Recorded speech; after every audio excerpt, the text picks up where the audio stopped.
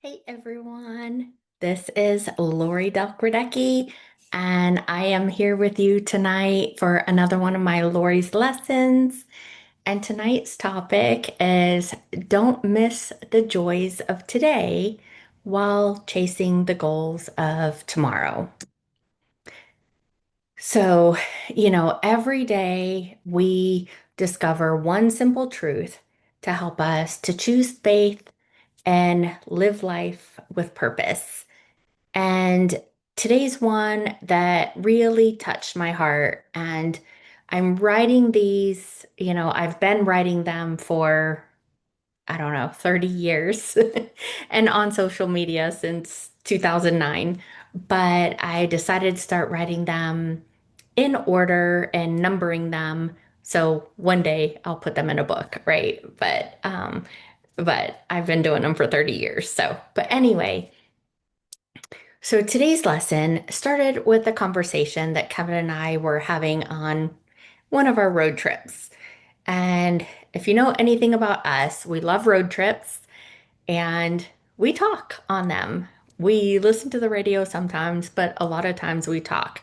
My kids used to tease me because they would come to the house and we would be sitting on the couch and with no TV on because we were talking about stuff. And then the kids would leave, and then they'd come back a couple hours later, and they would still see us on the couch, still talking about stuff with no TV on. And so they would tease us about that. But that's one of the things that we love. We love to talk to each other, and we have lots of meaningful conversations. And some of our best conversations happen while we're driving. And on this particular trip, Kevin said something that has stayed with me. And he just looked over and said, don't miss the joys of today while chasing the goals of tomorrow. And I don't know about you, but I needed to hear that because I'm definitely a goal-oriented person. People that know me know I might be a little bit of a workaholic. I love building businesses. I love helping people. I love creating. I love dreaming. And I have spent most of my life setting goals and working hard towards them. And I still think you should always do that. I think you should always, no matter what age you are, even after you're retired, still have goals and plans and things that you're trying to achieve. There's absolutely nothing wrong with that. And you should have stuff to look forward to, right? I believe that God gives us dreams and talents for a reason, right? Like think about Colossians 3:23. Whatsoever ye do, do it heartily as to the Lord and not unto men, right? God honors hard work. But here's also what I've learned, and Kevin helps me do that, is that hard work should never come at the expense of people and moments that God placed in front of us, right? So, like today, Kevin and I were floating in the pool. No agenda, no deadline, no meeting, just floating and talking and laughing and enjoying a beautiful afternoon together, right? And as I looked around, I just started thinking, I started, of course, started thinking about tonight's show, but I started thinking these are the moments I'll remember, right? Years from now, I'm not going to remember that email that I did or didn't answer. I'm not going to remember every item that I crossed off my to-do list because I have those and I have several of those on paper. I have several digital ones, right? But I will remember floating in the pool with Kevin and enjoying our time together. I will remember hearing our grandchildren laugh when they're over here and we're playing with them or when we go visit them. I'll remember the family dinners. I really would love to have more of those and have everybody over. My grandmother used to have every Sunday after church, she would have all the families over. And, if you had to work or whatever, fine. But, everybody comes over and then the cousins get to play together. Of course, we have a pool now, right? I mean, I would love to do that. And, I'll remember even the simple sunset sitting out in our backyard. I'll remember those conversations. Those ordinary moments literally become extraordinary memories. And, you know, when I was younger, and granted, we had to work hard to, pay the bills and to try to get ahead. But I don't think I understood all that very well. Like I was taught to chase the next goal, right?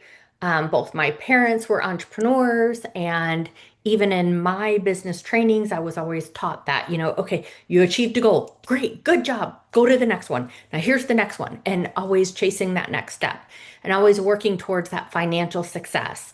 And which is a good thing, right? Because you got to pay your bills. And one of my favorite things was Zig Ziglar used to say, money isn't everything, but, it's kind of up there with oxygen, right?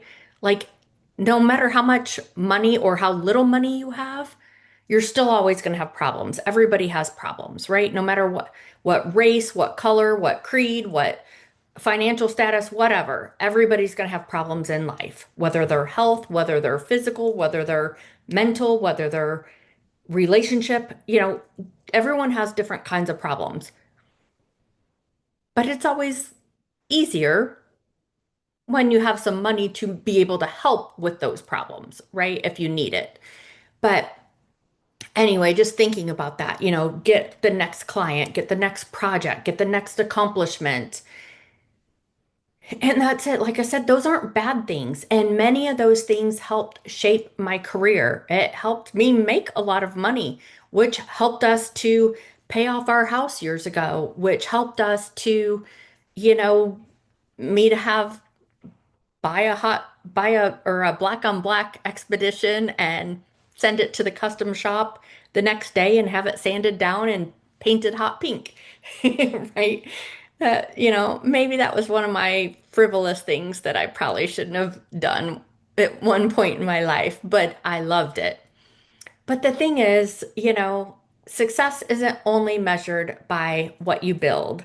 It's also measured by what you don't miss, right? And sometimes we become so focused on tomorrow that we literally forget what God gave us today. And so I was thinking, Psalm 118:24 says, "This is the day with the which the Lord hath made. We will rejoice and be glad in it." Right? God says to be glad in it, to enjoy it today, not tomorrow, today.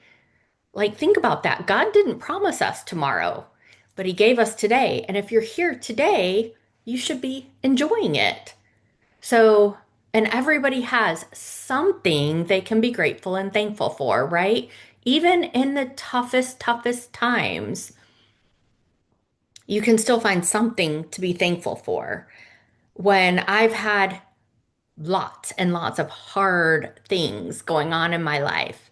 And if you don't know about them and you want to know, we can have other discussions, or you could search my social media and probably find it. But I don't focus on those things, right? Because I focus on today, right? But there's times that I've literally cried and prayed, and that's why I wrote my book, We All Have Choices. You can smile even through your tears, because that talks a lot about some of the things I've went through. Like, think about it. What if today is the answer to a prayer that you prayed for years ago? Like, maybe you're living in the home that you once dreamed about. I never thought I would move and get another mortgage one day. I never thought I would move and be in another home, but here I am. But I absolutely love this home, and I fully believe it's where God designed us to be. Maybe it's you're sitting beside the spouse you prayed for. That's another thing too. I never thought I would get married again or even date again. And once I argued with God about Him saying I was going to get married again, and I started praying for him, and God gave him to me and gave me way better than I ever thought about. Maybe Today, you're watching your grandchildren play after years of hoping you'd become a grandparent. I know I dreamed about that too. I remember when Kevin and I used to talk and be like, oh, if we could just get one or two grandchildren, we'll be so happy. And we have seven now together. It's wonderful. And if I could have them all under one roof at one point, I would absolutely love that too, because I love family time and I love everybody coming over and having that time together. But, maybe also today you're healthy enough to take a walk. There was a time 4 years ago for about a month, I could barely walk. And Kevin had to help me even go to the restroom. And I didn't know if I could ever walk again normally. And now I can. I'm so very thankful. Maybe today you're able to call your parents. I can call my dad. I can't call my mom anymore. And Kevin can't call either one of his parents anymore. Maybe today you're able to hug your children. Thankfully, we can still do all that. But I do have one in heaven that she came a couple months early and she went to heaven early. So, you got to think about those things because those things that you have now are gifts and gifts are meant to be enjoyed. And I think a lot of times we get so wrapped up into all the stuff of today, problems and issues and drama and work and finances and all the things are important, I promise. I know. I've been there. But we also need to remember to tell ourselves, like, sometimes we tell ourselves, I'll slow down after this project, or I'll take that vacation next year, or we'll spend more time together when life settles down. And sometimes you don't get those chances. My kid's dad, Brian, my late husband, and I had a huge trip planned together a couple months after for our 20th anniversary. And he passed away a couple months early. So we didn't get to spend that trip together. So things can happen. You're not promised tomorrow. And life rarely settles down on its own. And sometimes we have to intentionally create margins. We have to decide this afternoon, I'm going to put the phone down. Tonight, I'm going to sit on the porch and relax and talk to Kevin and enjoy the sunset.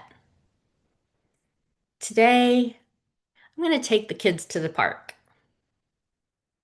This weekend, I'm making memories instead of just making progress.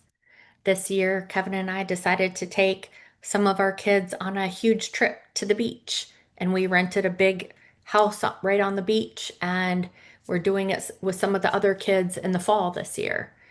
And it's memories. We did memories instead of birthday gifts.